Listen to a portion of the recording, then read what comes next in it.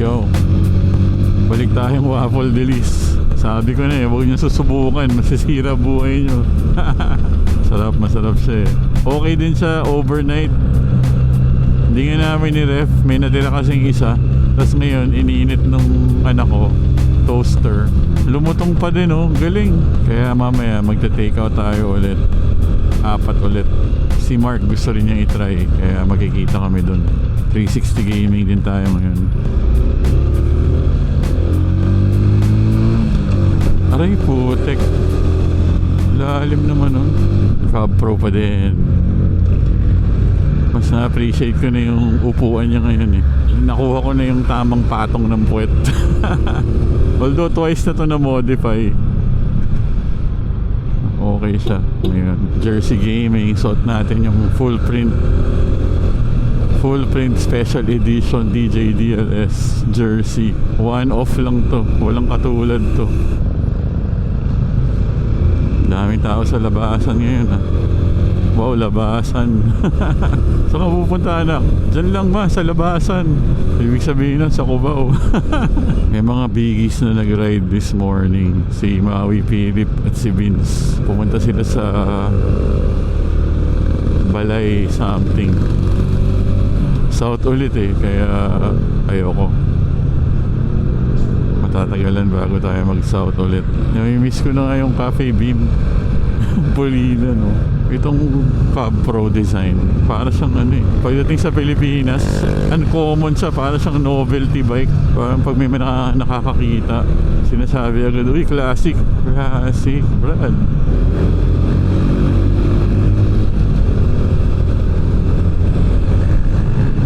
Walang tether yung 360 natin. Naubusan na ako ng tether. Nalaglag, bili tayong X5. Si Nick bumiling X5 Big time talaga si Nick X5 brad. Para lang yun sa mga nagra-ride ng madalas.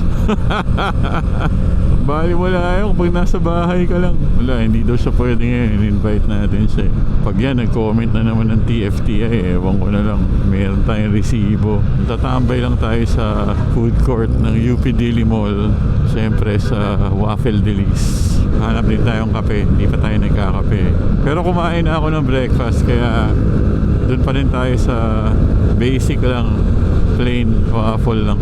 Sunday morning, daming bikers. Chill lang tayo dito sa MC lane. Sabayan lang natin yung traffic. Pero minsan nakakapraning pag crowded Wala pala akong dalang spare battery ng kahit ano. Yung 360, pag naubos yung battery niya, deads na yun, wala na. Hindi ko nadala yung aking gear pouch. 3 years ago na pala yung ride namin dati ni Oliver. Naka GoPro pa ako noon, pinanood ko kasi kagabi. Sabi ko, ba't ganito yung video nito? Sobrang shaky. GoPro pala. Ang layo na nang narating ng camera setup natin.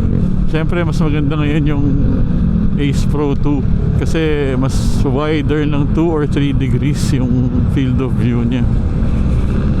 Ang laking bagay nun 2 degrees, 3 degrees.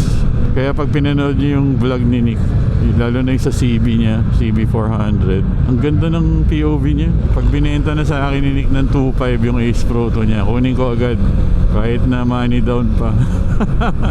Advance payment Nick 2.5 G na yan brad hindi naman nagagamit. Dagdag POV lang tayo sa paa.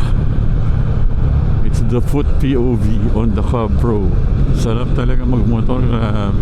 Kailangan samantalahin mo talaga tong riding season. Sayang, grabe yung EDSA rehab, causing a lot of traffic.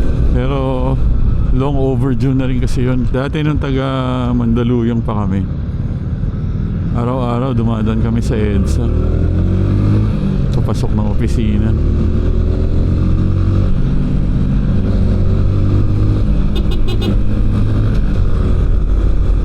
Tagal na no, 90s. Tapos ang wini-wish ko nun, sana may magkusa yung gobyerno na ayusin yung buong EDSA. Tapos ngayon, fast forward, after so many years, finally ginawa na nila. Kung kailan sobrang dami na ng volume ng sasakyan, Pero at least nga, ayun na, inumpisahan na. Kahit medyo hassle, lalo na sa mga dumadaan doon araw-araw. Pwede ba tayo kumaliwa? Try nga natin, opposite naman. Meron yatang way. Hindi, doon na lang ulit. Naka 360 pala tayo, sayang naman yung 360. Akaso malayo yung iikutan natin dyan. Left na lang tayo, tsaka natin kapain. Maiba naman ang route. Pwede pa rin naman pala natin dire-diretso yun to.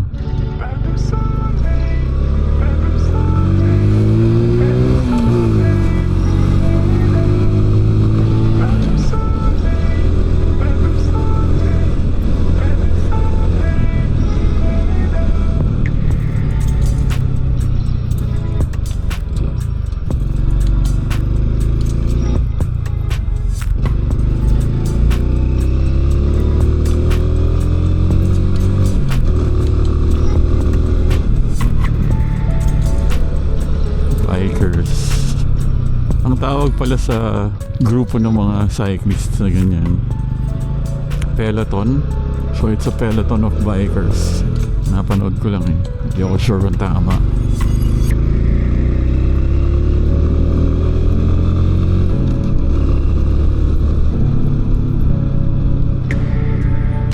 Dito ata pwede mag left.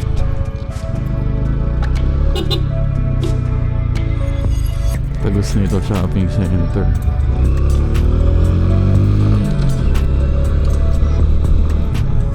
Dito kanan. Ito na yun eh.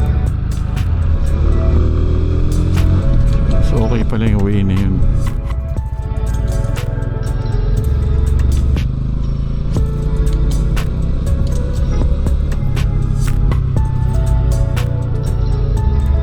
(8:55) 9 AM ang meetup time.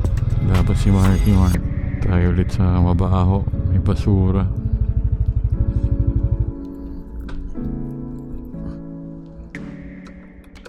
Pucha. Lumuwag pala oh. My God. Buti hindi nalaglag.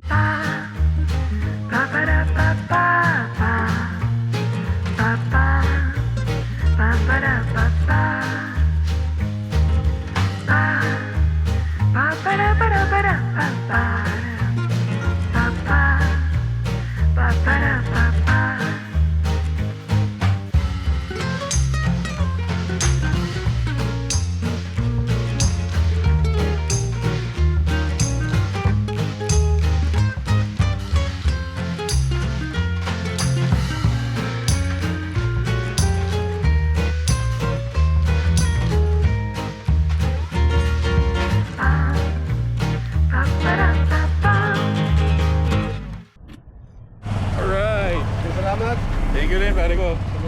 Alright, at this point, hindi ko pala na-roll yung chest-mounted camera natin. Wala akong audio. Pair pa kami ni Mark kanina ng cardo. Hindi naman pala maririnig.